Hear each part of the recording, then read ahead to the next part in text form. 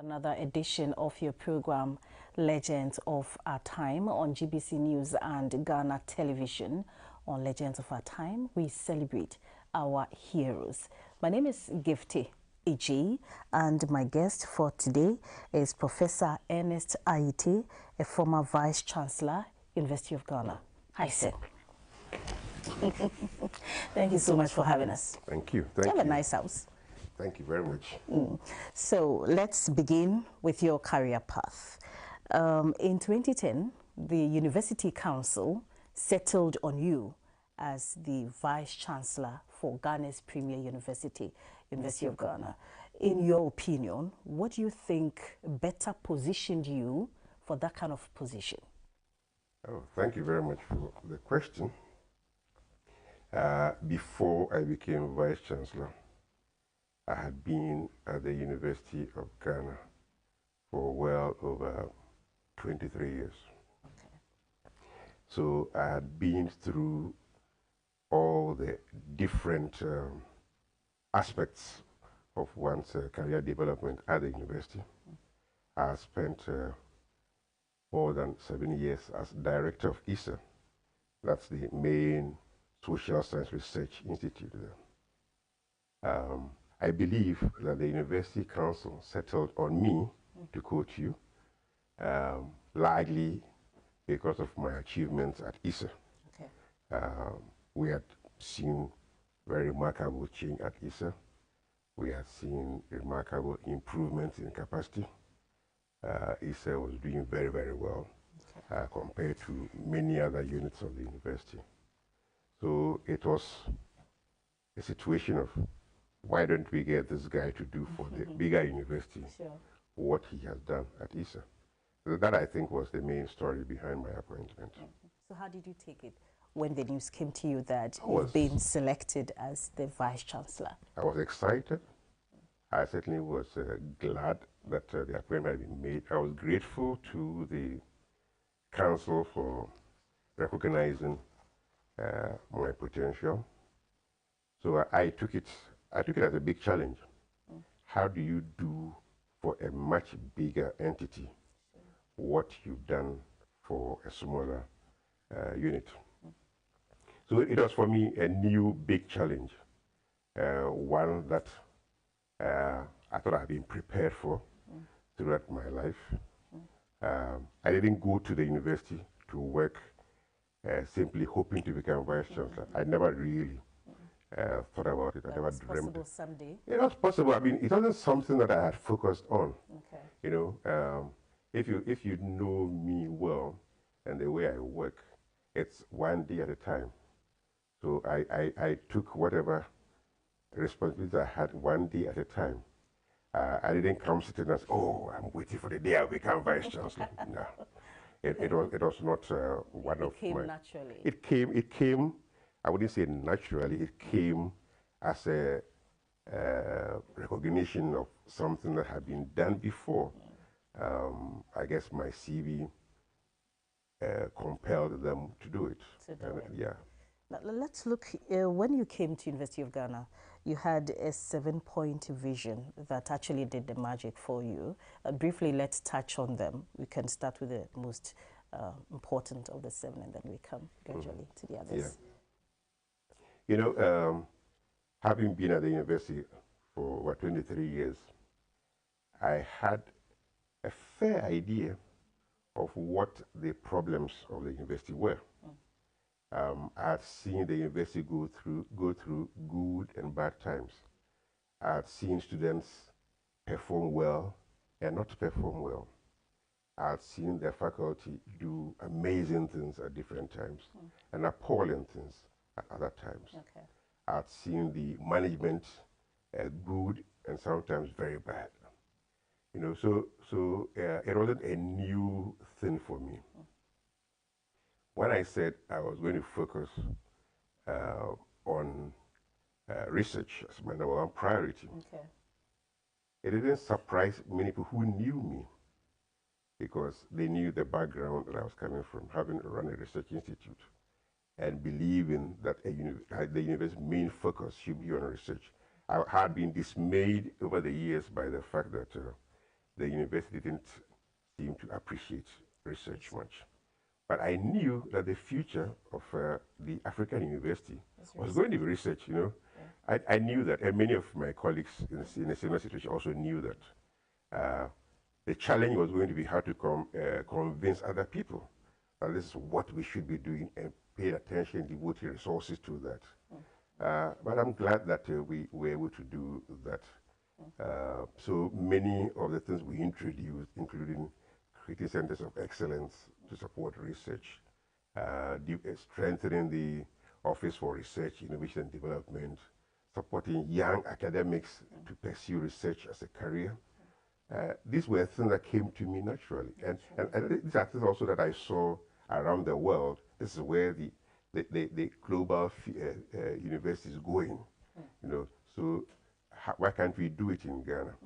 So I'm not cutting, but how important is research to our society? Research is everything. If you take a place like Ghana, we are a poor developing nation. We are in dire need of structural transformation where we are able to process the primary commodities that we produce, and the process of transformation is what is going to lead to creating jobs and so on. If we don't transform the structure of our economy, we're not going anywhere, no matter what politicians say. And to be able to do that transformation, you need new knowledge about what to do in terms of production, new knowledge in terms of what to do about the delivery of service, new knowledge in every facet of our lives. That new knowledge can only come from research. You know. So I tell you one thing, if we don't intensify our search for new knowledge, if we don't intensify our interest in research, in another 100 years, Ghana will be just like this. It will be not just Ghana, but the whole of Africa. It will just be the third-rate citizens of the world. Where everybody is doing things that we tag on. We attach ourselves to what they are doing. You know, if there are benefits from that, yes, fine. I would never be able to dictate what we want to do. Sure. So research, for me, is the bottom line.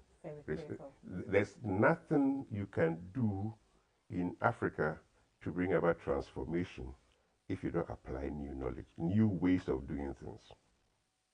And also build on the existing one. Precisely. Okay, so beyond the research, which other areas? So we were very focused on the academics, the teaching and learning. That was my second priority area. You know, the university needed infrastructure that would facilitate modern ways of teaching and learning. Lecture rooms were very old. They didn't have modern equipment. Our laboratories were completely overshadowed by the fact that they had not seen any significant investment for many, many years. Equipment. Precisely. Students doing science couldn't do any significant practical work because the labs were too small and poorly equipped. They had no reagents. Lecturers had not been exposed to new ways of teaching. The students had become accustomed to extremely poor ways of delivery.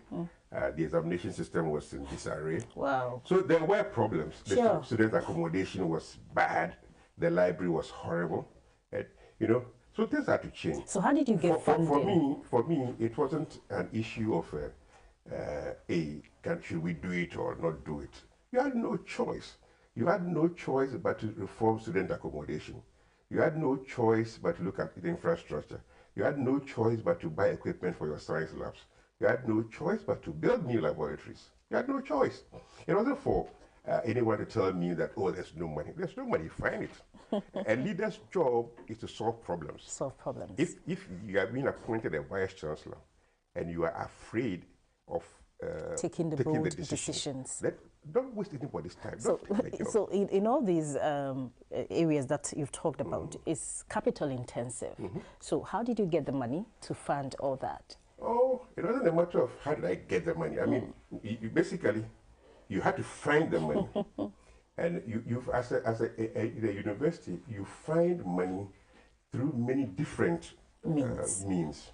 An obvious one is to get students to contribute. One that always gets you to trouble, but there's no choice. You've got to explain to them precisely. So we did that. You got to look for more grants. One of the things that I was extremely lucky with when I found young researchers that were eager to apply for grants. So within a matter of the first 3 years, the grants that were coming in for research more than quadrupled. Okay. Yes, because young researchers were happy and willing to apply for grants. We urged them on, we supported them. We were providing grants for people to go to conferences. We were providing grants for people to learn how to write grant applications. And the payoff was huge. That changed things. The environment changed. Okay. We borrowed money. We borrowed money to buy equipment for the science labs. I remember the first 2 years, we borrowed about $2.5 million to buy new equipment. In the fourth year, we doubled that to $5 million. So a university has to find ways of raising funds. That's the job of the Vice-Chancellor. If you're afraid of what people will say, and you're going to sit there and live with the mess, that's a choice you also make. But you've got to be bold. You've got to don't worry about what people will say. You do it because it is the right thing to do. When you're a leader of any institution, you have to be driven by common sense. If I don't do it, what will be the cost to the people, the students? Opportunity cost. Precisely. These students are going to suffer because you fail to invest in them. The government wants to do it, but says it can't do it. Fine. Let the government not interfere with what you are seeking to do. It's important for the government to understand that there's a problem to be solved. You can't use political means to solve every problem. You've got to find the money.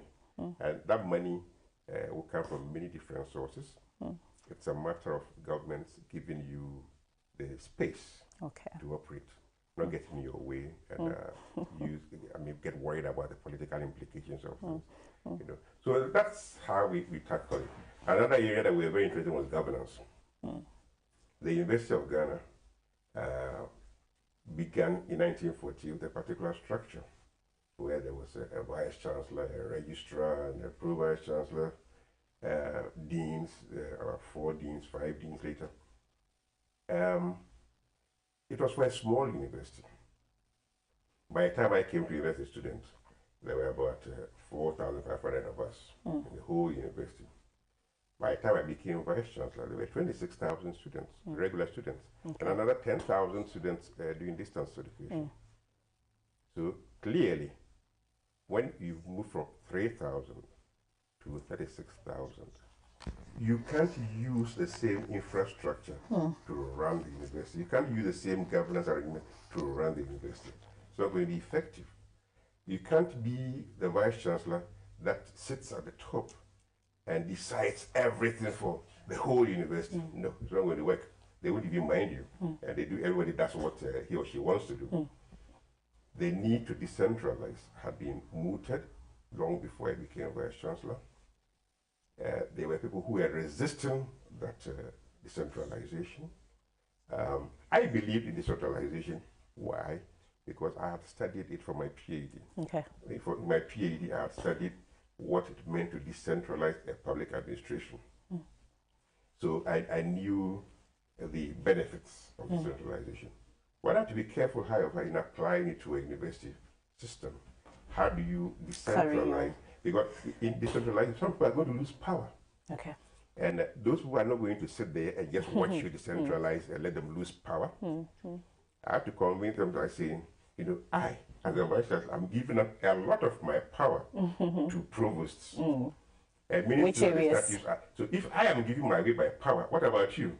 It was a lot challenging. You had to convince people. We found subtle ways of nudging people to accept that change. In the end, we were able to create those 4 colleges. How we did it, Which colleges are you referring to? College of Health Sciences, okay. Basic and Applied Sciences, Humanities, and then so health education. Education was new. University of Ghana was not doing education. We created a College of Education. College of Education. Yes. So these are the 4 colleges that we created. Under your regime? Yes. And basically took away a huge part of the powers of the Vice-Chancellor and gave them to provosts of those colleges. Precisely. You know, a 4th area that I was very interested in was finances. How do we bring money to this university? How do we raise money for research? How do we raise money for the infrastructure? I give you a good example. Okay. The roads were in a mess. That's the big one. Legal roads were horrible, horrible. Potholes. If you look at the road from what do you call it, the Senate hostels to what today we call the TF entrance to the university, it was a dirt road. In the rainy season, it couldn't be used. In the dry season, it was just given away dusty, causing a lot of problems for students and everybody else. The university had to do something about its roads. And because of the road construction to Medina, a lot of the traffic had been diverted through the campus. So that's what was caused. You know, in those days, if I left my office at the Vice-Chancellor's Crescent to go to Noguchi at about 9 a.m., it could take me about 30 minutes. Why? Because of traffic. Traffic. You know, so your university had been taken over by taxis and by trotro and tipper trucks and private vehicles that have nothing to do with the university. This is a problem. And he wanted to control it. Precisely. And he had a problem. Yes, tell us the story behind the whole. It was a very interesting story. So you see, so people pass through your campus, they destroy your roads. They destroy a lot of the nice things that made it go what it used to be. And they're able to laugh at you. They call and say, oh, Vice-Chancellor, can't you see that there are too many potholes on your campus? So you've got to deal with it. Got to deal with it. So how do you fix your potholes when government hasn't given you money for maintaining your roads for more than 10 years? So how did you fix it? So I brought a proposal. I mean, that's one thing I am very happy about. I always have a proposal about how to solve a particular problem. So I came and I said to my colleagues, you know, why don't we asphalt our roads? They say, hey, where are we going to get the money from? I said, yeah, the users will pay for it. The users will pay for it. That's common sense, isn't it? It's common sense. It is. You want to use the road, you have to pay. There's no tax money to do it. So you pay for it. When you use the motorway, you pay for it, don't you? You do. So you do the same thing here. People thought it was going to be a very difficult thing. We worked through the process. We knew how much it was going to cost us to construct, to asphalt the major roads. It was going to cost us 8 million cedis. Okay. We went to the bank and said we want to borrow 8 million cedis. They said, well, show us how you're going to pay for it. So yes, we're going to charge. We're going to charge for the use of the roads. I went to the government. You know, in those days they used to say that we never. It's not true. Okay. I went to the government. We spoke to the government from the top all the way down to the ministries. Okay. Ministry of Road and Transport. We spoke to them. They didn't say don't do it. When we cut the sod for the construction of the road, the Minister of Road and Transport came to do it. In his speech, he said, when these roads are completed, they will be tolled. He said, wow. You see, so the government knew the roads were going to be from tolled. Day one. Precisely. As soon as we did it, and there was a huge backlash. A huge uproar with people complaining about traffic through the politicians panicked. They always do, don't they? They do. They panicked. Okay. They panicked, and then pressmen got in, and everybody was up in arms, you know. So in the end, we were forced to stop the tolling of the roads. And the government offered to pay the 8 million that we are going to borrow. I thought it was an extremely poor way to use public resources.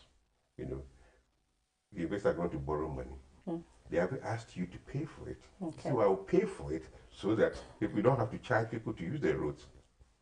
Without thinking about the longer-term implications, without thinking about what it means for governance of institutions, without thinking about what it meant for the public purse. Sure. It was a waste of public resources. So they paid the money. They did pay after a while. They did. But we pay. still can't access the route through some points. Yes, but you see, for me, paying for the fixing of the roads was one part of the problem. The other part was the traffic congestion. We still needed to control access to the campus. That's why we brought this idea that, okay, fine, if you want to pass through Legon, you got to buy a sticker. There's one way in which you can use to enter Legon to do whatever you want to do. That's your Opunglo Precisely. side. So you can use that one to enter Legon. Don't cost you anything. Okay. But we will not allow you to pass through Legon from East Legon to West Legon. You have to pay us something. After government's paying you the money. The government paid for the use of the road. The government did pay for the time we spend on the road from Sabaho to Noguchi. Wow. So it's important for governments to understand that running a university is not like running a shoe factory. It's a very big business. It's something that's very delicate. The university has to survive by all means. And the university survivor, one of the things I used to hear in those days, which used to irritate me quite a bit, was they are making money. So what is wrong with the university making money? Anyway, what is wrong? I mean, if factories can make money, why can't universities make money? And the universities don't make money for themselves. For the school. The universities don't make money for the Vice-Chancellor's pocket. They don't make money for the dean's pocket. They make money so they can give students a better life. They make money so they can provide better roads. They make money so they can do more research. And there's nothing wrong with that. That's what universities do all over the world. It's about time that in Ghana we understood that a university making money is not wrong. It's not wrong. If you worry about what they will do with the money, what you ensure is accountability. They should account for the money they make. You see, they should account for the money they make. I see governments in Ghana, civil servants included, who want to control the university's ability to make money. It is wrong. It is wrong, and most of that is motivated by selfish reasons anyway. These people are becoming too powerful. People are becoming this way. It's an arrogant way of trying to usurp authority of the universities. Okay. It is not for any reason that universities all over the world are given some freedom to do the thing that they have to do to run. Universities shouldn't depend on politicians or civil servants for their daily chores in terms of determining what to do. Universities must be free to determine what to teach, what kind of research to do, and which means that they must be financially independent.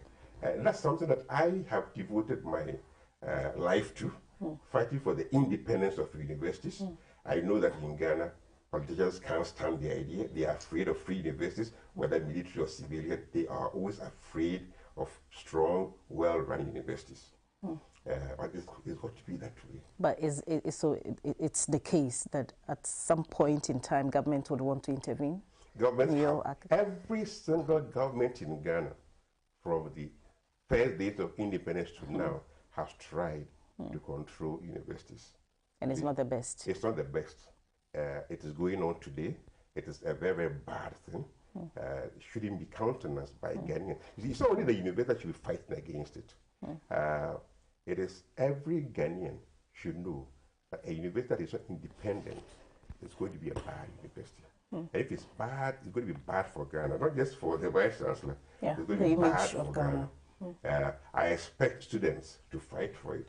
I expect the faculty to fight for it. The independence of a university should not be compromised. Sometimes when you talk about the independence of the university, people think that you don't want to be accountable. No. Accountability and independence are separate things. You can be independent and yet accountable. And that's how it should be. You see, if you are independent and not accountable, it is wrong. It's bad governance. It is bad governance. But me being accountable to you does not mean you tell me what I should do. Then probably it looks like government doesn't know how to go about it. So what would you propose that government should do to ensure that the universities become accountable? You see, that's why you have audit services. It is their responsibility to show that every single dollar, penny, cedi that the university earns is accounted for. That every single action taken by the university is explained in its governance instruments. You know, so you hold people to account. You don't tell them what to do. Quite recently, the government introduced one act to govern all the public universities. And I wrote, and I got a lot of backlash from government circles. I wrote against it. Was it a radical piece? It wasn't a radical piece. Basically, it was just simply saying that what the government was doing was wrong. Okay. I stand by it. You know, I stand What by act it. was that? No, the Public Universities Act, a new public universities bill, which sought basically to create one instrument for governing all public universities. Okay. You know, it was a very, very bad proposal. I don't know where it's gotten now, but it's something that if it's ever brought back, I will fight against. I will devote all my retirement years in fight against it. Wow. Taking away the independence of universities. That's touch. You see, they say it's not true. They say it's not. I mean, all you need to do is here read it, and you can see quite clearly. It is designed to weaken public universities. It's designed to take away their capacity to plan their future. It is designed to make all of them look alike. You know, and when universities look alike, it's not only boring; it is ineffective. Well, that's tough. That's, you know, that's big. I'll have to take a quick break, but before I do that, my last question in terms of your career path. Today you're on pension for the University of Ghana. When you sit back, how do you feel? Do you think you've been able to achieve your set target of becoming the Vice-Chancellor at University of Ghana? Are you happy with what you did? Oh, yes. I think I retired from the university a very happy man. You should have been at the send-off party that was organized for me. You know, when I heard my colleagues, especially when I heard the chairman of the University Council read a statement about my term of office. What did he say? He spoke about all the changes that had taken place at the university, the things that they had achieved, they had not anticipated, that had done far more than they expected. Okay. When I listened to other members of the council speak in similar terms, basically I walked away with the conviction that I had more than achieved what I was appointed to do. I was appointed, when I remember saying at my induction that I'm going to make the University of Ghana one of the top 10 universities in Africa. Is it the case today? By the time I was leaving office, we were the 7th highest ranked university in Africa. That's great. So we came from nowhere and became the 7th. But what was their position before and then after? Before we came in, we had never been ranked by the Times Higher Education. Never qualified. We had never been ranked, you know. There were other forms of ranking, the were metrics and others. And all of them we improved significantly. Okay. You know, by the Times Higher Education, the first time we were ranked, I think we were about 15 or so. And then we moved from 15 to 7. To 7. Within 2 years. That's quite significant. Yes. So, but you know, I don't think universities are all about rankings. I was happy with the fact that young academics were doing research. Young academics were being recognized for the work they were doing. I was very happy with the fact that they were publishing in, some of them were publishing research projects in good journals. I was happy with the fact that they're becoming globally competitive. You know, when I travel and I see young Legon lecturers do presentations at international conferences and they do them well and everybody's happy with what they're doing, I feel very proud. You know, one of your institutions in Gucci today, it's I mean, one of our major research facility in Ghana. They're able to do a lot of complex research projects, and that's good. So you got to support a place like Noguchi. Noguchi. You see, you got to support a place like Noguchi. We expect Noguchi to perform wonders. We got to put resources into Noguchi. if we do, and allow them to the space to determine all these worries about Ebola, about coronavirus, and so on. Yes, these are real things, but there are people there who know these things and can early enough tell us what to do. What to do. Yeah. We don't just have a Noguchi and then sit there and watch it. We've got to invest in it. I think, Prof, we can take our first break now, and then when we come back, we'll talk more, probably get personal, your early childhood and educational stuff. Just joined us, you're watching Legends of Our Time on GBC News and Ghana Television. My name is Gifty Ejay, and my guest for today is Professor Ernest Aryeetey, a former Vice-Chancellor of the University of Ghana. We'll take a quick break. We'll be back shortly. Please do stay.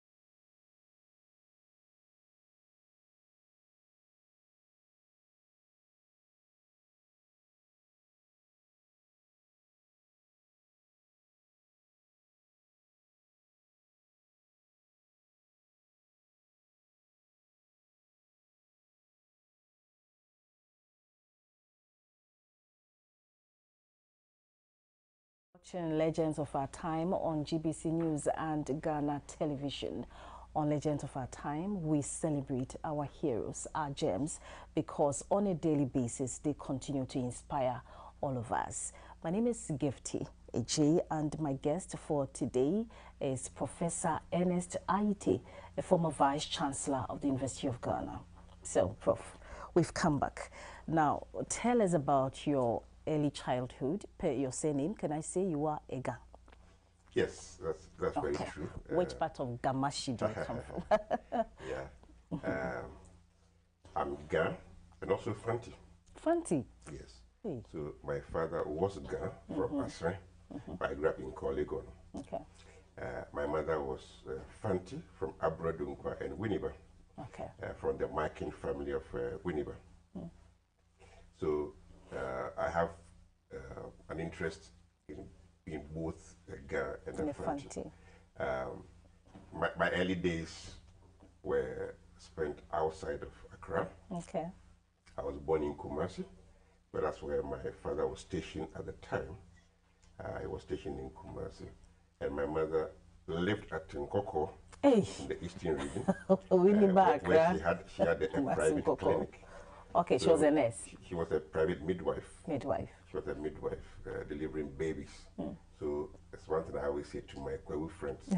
Every child born in the Kwawu area between 1945 and 1975 very likely was delivered by my mother. Your mother. Countless of them, I'm sure. Precisely.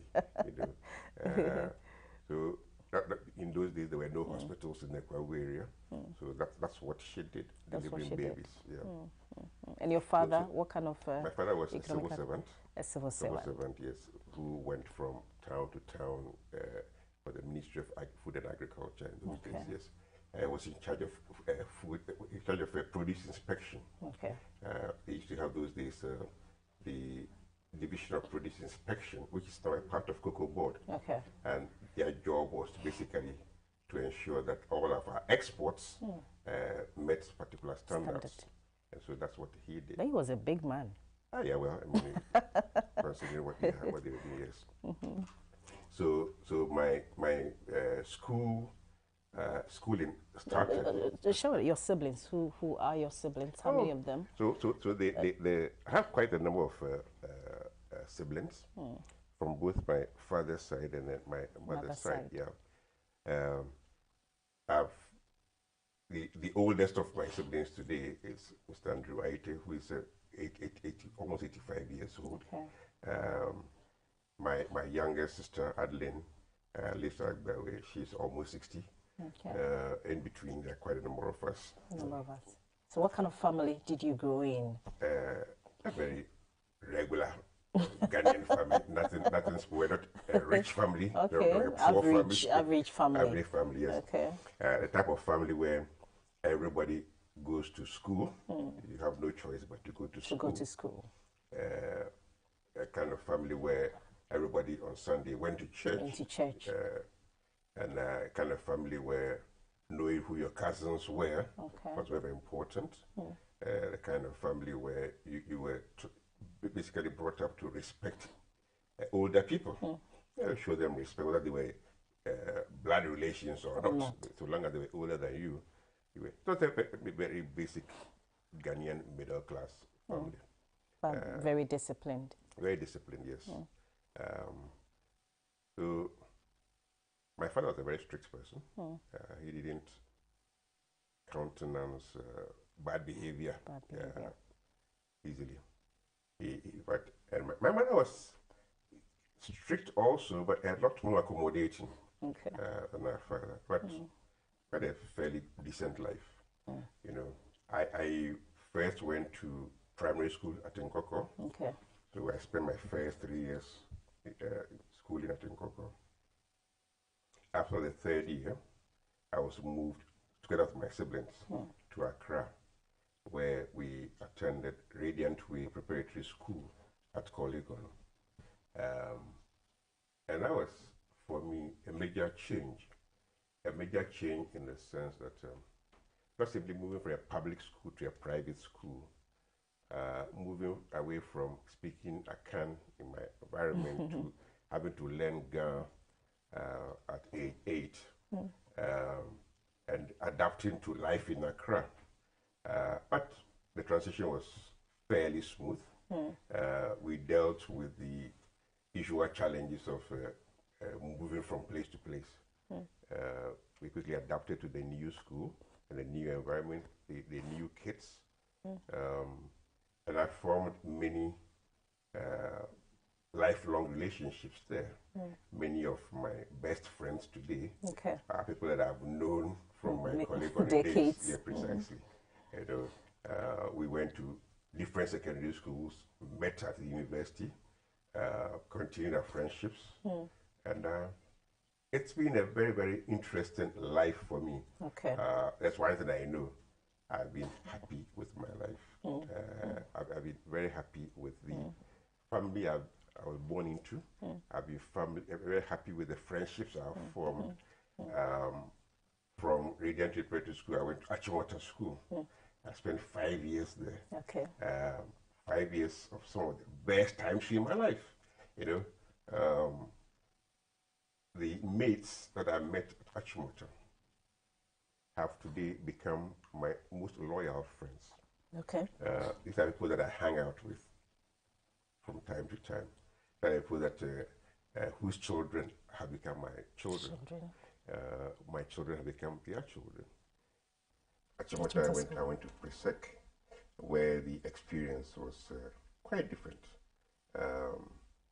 Presec was a boys' school. I had come from a mixed school to a boys' school. And over here, there was a lot to do with the independence of the student. You didn't follow too rigid a regime in terms of what studies and so on. So I always tell people that at Achimota School, I learned how to follow rules. At Presec, I learned how to be independent and yet accountable for my actions. You know, so these two experiences have more or less made me who I am today. You know what the rules are, and you know how to apply them, and you know what the sanctions will be for applying them, which is what it teaches you. But Presec, you learn to take responsibility. So it's very much a Presbyterian thing. You learn to take responsibility for your actions. You are free to do whatever you like, but if you mess up, you'll be dealt with. Precisely. You know, so this is what has guided me through my life. And the Achimota experience plus the experience. I always say I'm probably one of the luckiest Ghanaians. I went to the 2 best schools in Ghana. Oh yeah, today is still one of the best schools in Ghana. Unfortunately, you couldn't take the last Math and Science Quiz Cup. What are you going to do to support your school? Oh, Presec. So I have to support both Presec and Achimota. Okay. Yes. I'm talking to those who are responsible on both sides to see what we can do. On the Achimota side, a lot has been done. We are providing a lot of support to Achimota School to do much better. We'll be doing the same thing with Presec. We'll be doing the same thing. We will be doing the same thing. So you're not specific. Not specific. Yeah, well, it's not just our money. It's not just our money. Okay. Money can be a good incentive, but beyond money, you want to find ways of encouraging young people. Mentoring. Precisely. Okay. You know, precisely. Okay. And now that I have a lot more time on my hands, I'll be working closely with both institutions to get the best out of them. So, beyond Presec, you went to University of Ghana? Then I went to University of Ghana, spent 3 years there doing my bachelor's degree in economics and statistics. Very enjoyable also. What did I learn from Legon? I learned basically how to take my position in life. I knew that I was in a country where going to university was not very much the norm. Very few people who got the opportunity to go to university. And so I was in a very privileged position. I was in a very privileged position, and therefore so much was expected from me. Having been through secondary school and then coming to university, luckily, being able to get a degree, so much will be expected of me. But you know, your subject area, statistics and then economics, are 2 major areas that students would naturally run away from this subject. What informed you or motivated you to take a career in statistics and then economics? I'm not sure that something I believe I fell into these areas by default. Okay. I got into them by the time I was entering university. The university offered me about 6 different subjects. And so in my first year I did political science, economics and statistics. And I dropped political science and stayed with the economics and statistics. And then after the second year, I focused on the economics. I did economics because I found it interesting. I did economics because I understood, it helped me to understand the world better. And then I decided, well, since you're doing it, make a career out of it. So that's how I was not, as a young person, dreaming to become an economist. I didn't know what economics was anyway. But with time, after learning it for the A-levels and then studying at the university, I came to appreciate what it was, understood it, liked it, and continued with it. So today I have no regrets. You have no regrets? No regrets at all. I think I've made my contribution, I've made my mark in economics as a discipline globally, and I'm very happy with that. So you've been an expert in the area and also a lecturer of the subject. What do you think we can make, we can do to make these 2 areas, statistics and economics, more appealing to students? Because like you mentioned, there's a lot of advantages in that area. Should we let our children or the public go into that kind of study? I don't think at the University of Ghana especially that these 2 subjects struggle to find students. Okay. I know that in earlier years, students were afraid. They were seen to be very tough disciplines, and so students were afraid to go into them. The discipline of economics has changed significantly. Okay. Has changed a lot, and the returns to people who study economics and take it quite far as a career, the returns have been enormous. And this has sort of helped to incentivize people to study economics. Today, even for women, I see many, many more women doing economics than was the case in our time. Okay. It's become a very attractive area. Statistics probably less so, largely because the professional opportunities are not that many as seen in the eyes of the public. Even though once you get to know the discipline, you can tell where it can be applied. So this is one of the things that you can apply anywhere at all, any profession at all. You know, so we've got to find ways of marketing the discipline more appropriately. As an economist, let's do a quick diagnosis of our country today. Let's look at Ghana's economy. I mean, what will be your initial comment? Because today we think our interest rates are high, other indicators are not what we really like them to be. So as an economist, what do you think we can do? First, what are the problems you can identify and how do we solve them? I didn't realize that you'd be interested in that for this interview. But Ghana's economy has many different types of challenges, you know, but most of them are to do with the absence of structural change. Most of them. I mean, if you look at the Ghanaian economy, what would be the first sign of a problem? The first sign of a problem is its inability to create jobs. Okay. That is the first sign that there's a problem. There's a problem. Yeah. That Unemployment. That even when the economy is doing well, even when the economy is doing well, even when the returns on investments are good, even when profits are very high, even when the macro performance is acceptable, it has had difficulty providing employment for the youth, especially. For everybody, yeah. I mean, yeah, the youth especially. So that tells you that there's a structural problem. There's a problem. Yeah.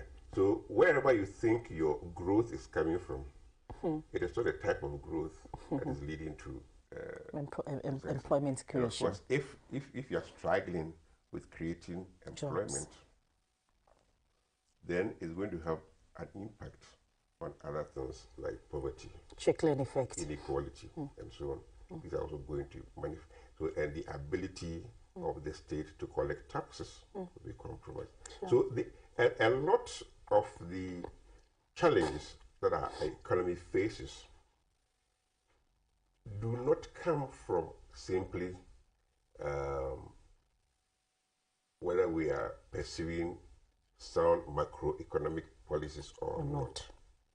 Because those sound macroeconomic policies, if you don't adopt the right ones, they will show you in very bad light within a very short period. Inflation, a weak exchange rate, and so on. They will show very, very clearly high debt and all that, which I think that we have today. But these come and go. They come and go. There are times when we are able to deal with them. There are times when we are not able to deal with them. The one that is lasting is always there for the past 30 or so years is the unemployment one. And the related issues. But solving them is not going to be easy. Solving them requires big sacrifices. Like what? In terms of investment choices. Okay. It's the investment choices that you make that will determine whether you'll be able to create jobs or not. If you choose to make your investments in areas where there will be quick returns within a short period, and no jobs created and so on, fine. A few people will be happy, but most people will not be happy.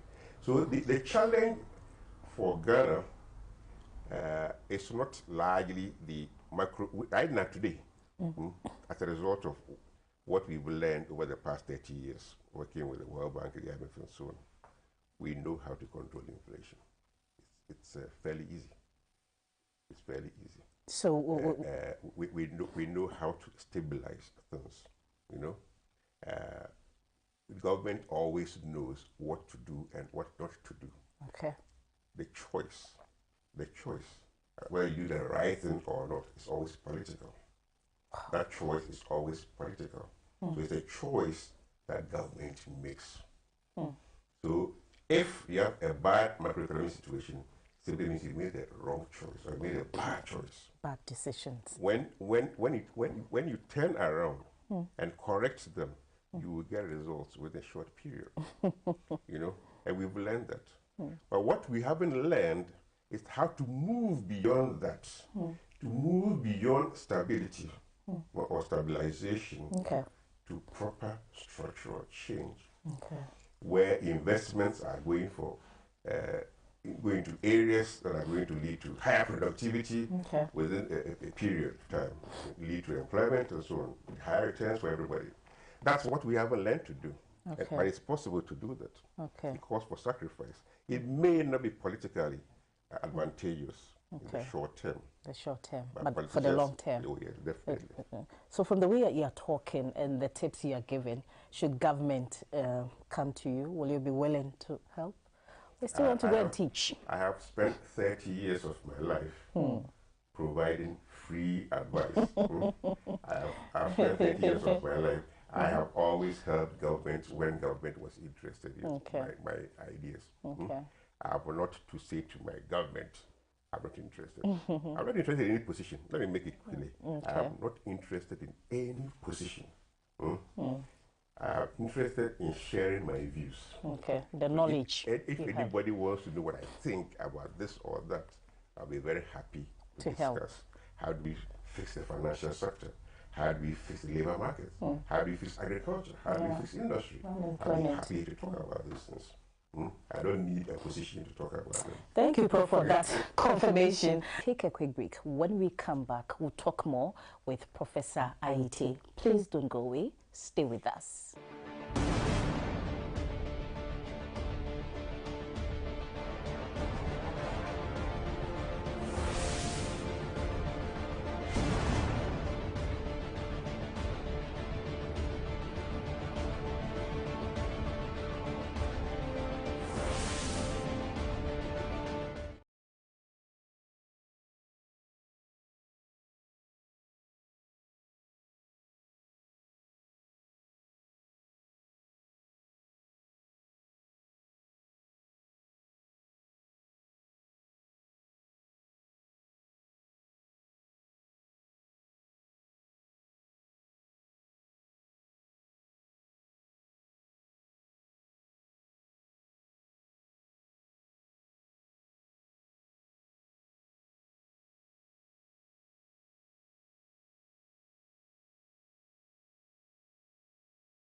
Legends of our time on GBC News and Ghana Television. My name is Gifty Ej, and my guest for today is Professor Ernest Aryeetey, a former Vice-Chancellor of the University of Ghana. Hello, Prof. Hi. Okay, concluding this interview, let's talk about your nuclear family, your beautiful family. I know you have a Moga wife. Tell us about your family. Yeah. Okay, so my wife is Ellen. Okay.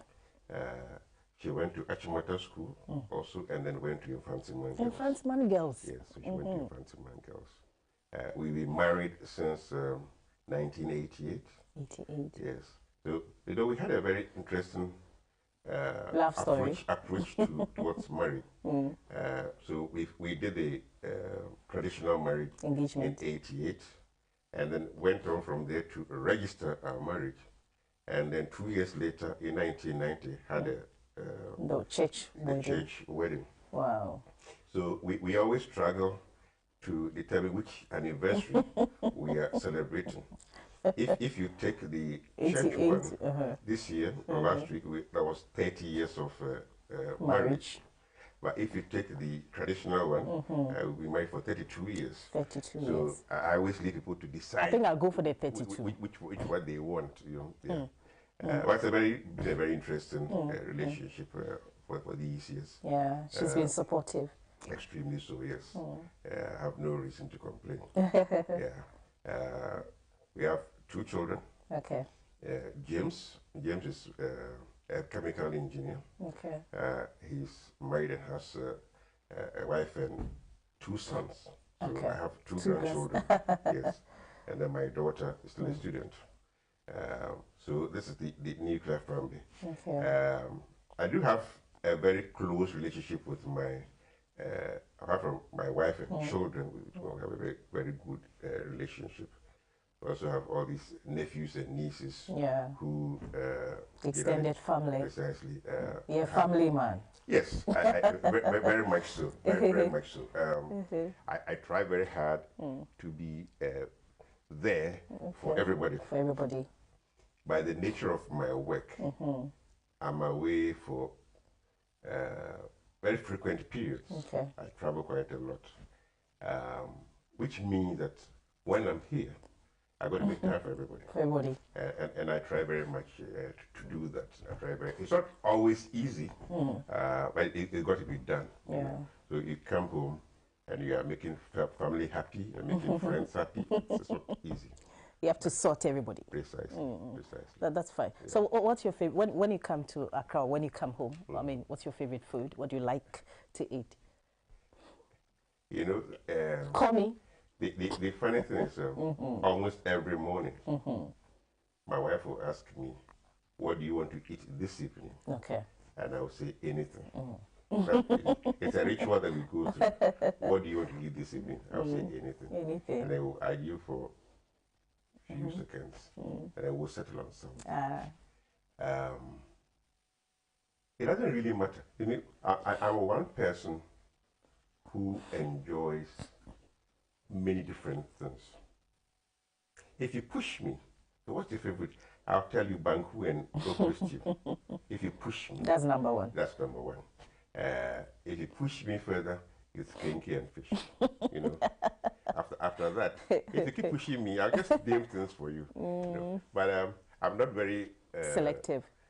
When it comes to food, I'm not very picky. Okay. Yeah, I'm not very picky. I whatever is, you know. There's one thing I must say.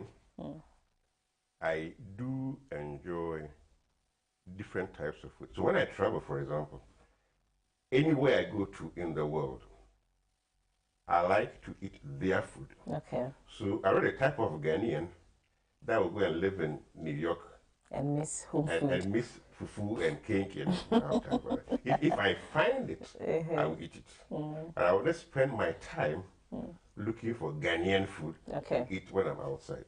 I'd rather have something American.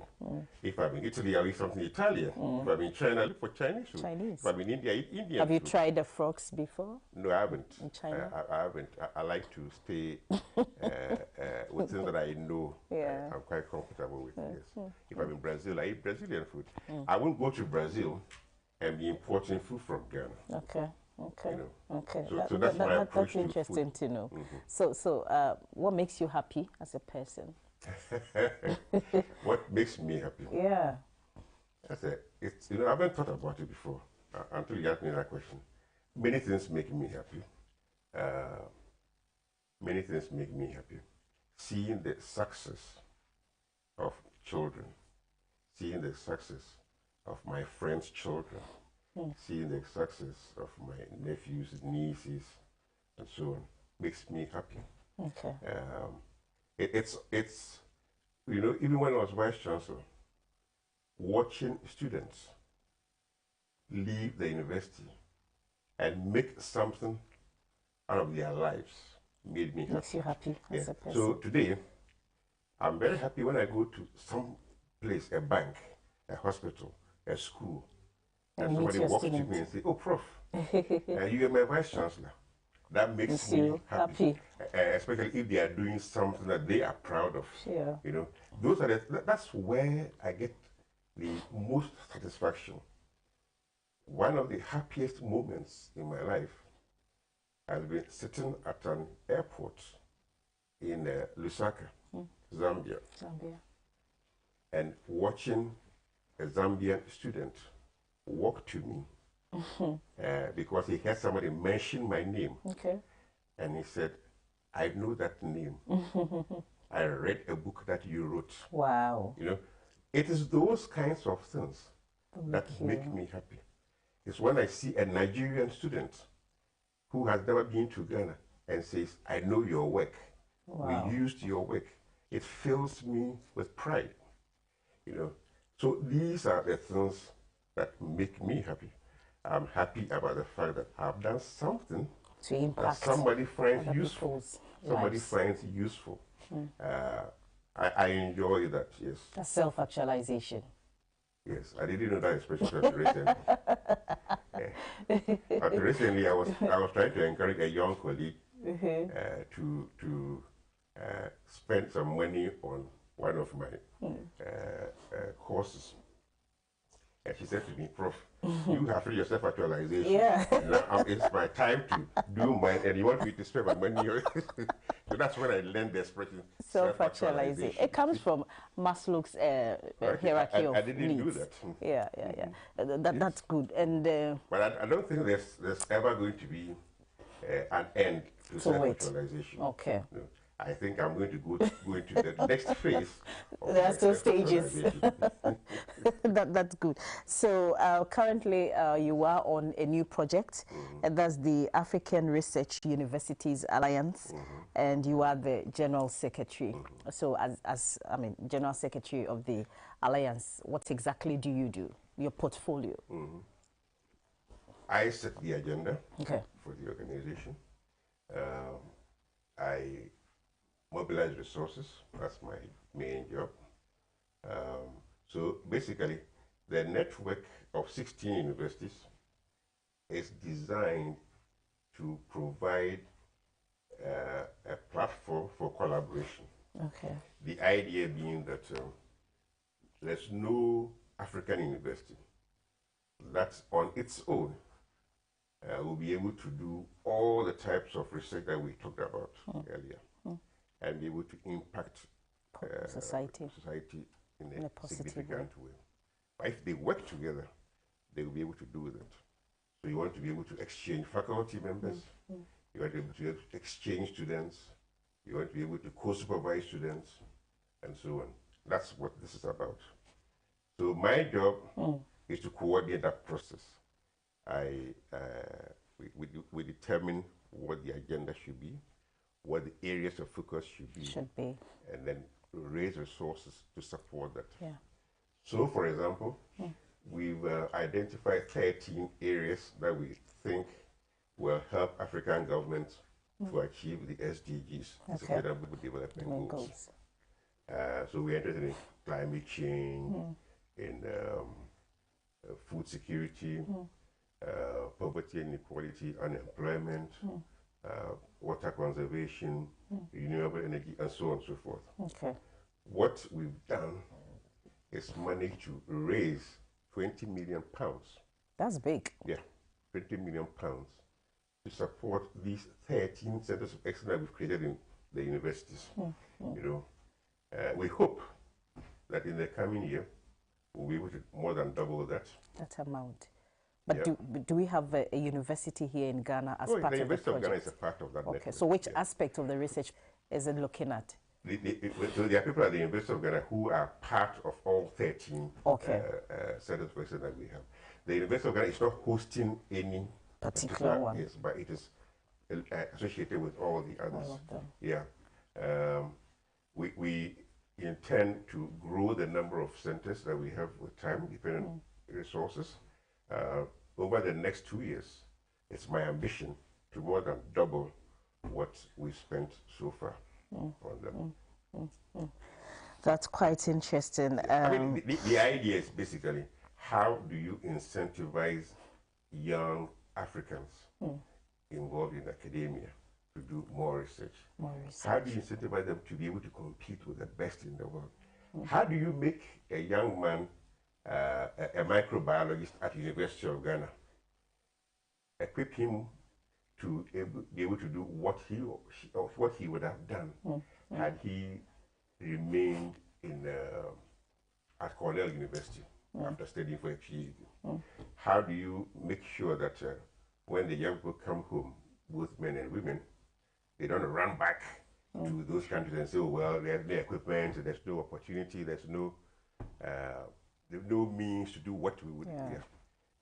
So you want them to feel, even though they are working in Ghana, that they can do what they would have done had they remained in Germany. You know, I studied in Germany for my PhD. Okay. When I finished and I was coming back in 1985,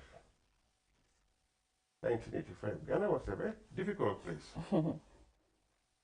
Everybody was saying to me, are you sure you want to go back to Ghana?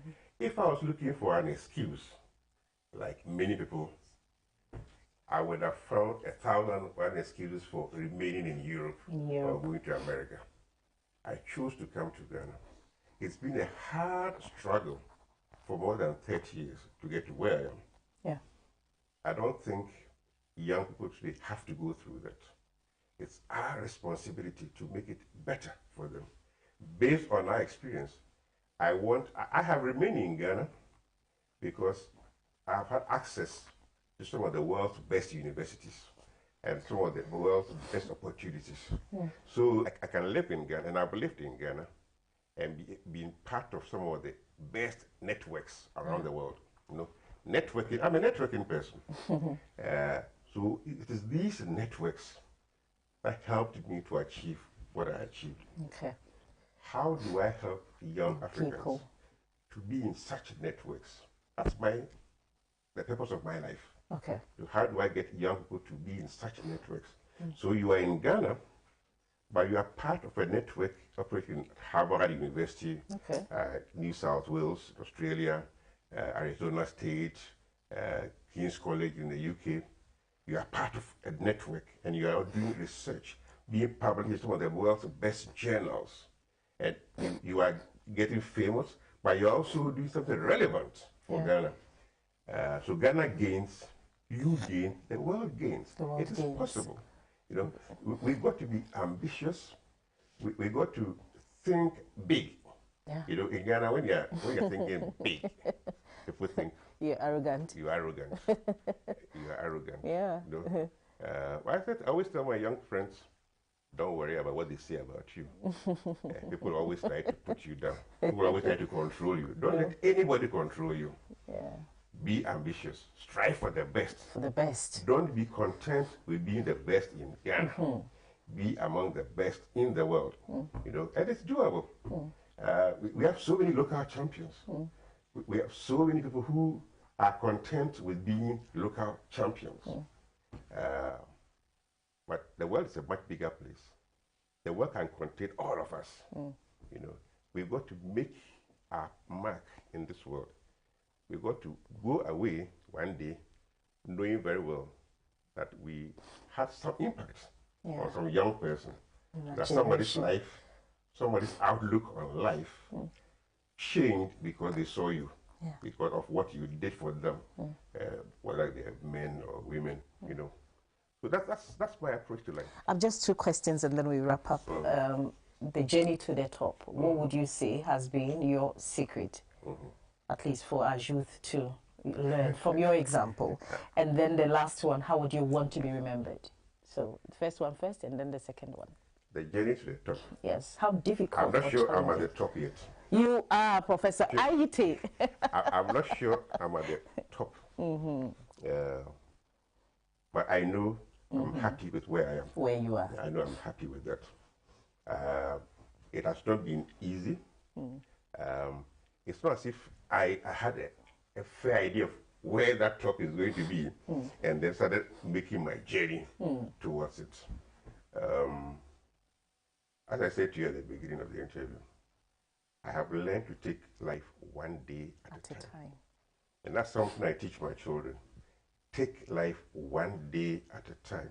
It doesn't mean don't make plans. You see, but you should make plans, but you should also know that every day comes its own challenges. You've got to deal with them and then move on. So how do you do that? By being realistic. By being realistic with your ambitions, by knowing inside you what you can do.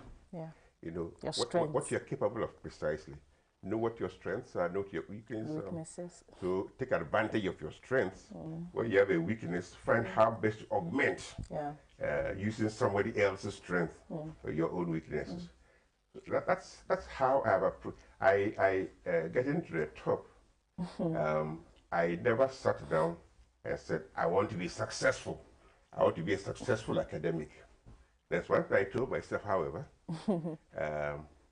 Whatever you're doing, do it well. To the best of your abilities. Precisely. And that's how I've always operated. If I'm an economist and I've been given some project to do, I do it well. If, as a result of doing it well, other people are happy and offer me other opportunities, and give me, I'll do it well. So my rise to the top, to quote you, has been gradual. Gradual. Be quite incremental. You do something, somebody likes it, offers you opportunity, and you take it to the next step. So yes, it has always been like that. I didn't take any shortcuts, so I'm Vice-Chancellor, don't take any shortcuts. Okay. So long as you do whatever you are doing well, it will be noticed by somebody who will give you more opportunities. And that has been my secret, if you call it so. That's good. That's interesting to know. And then finally, Prof.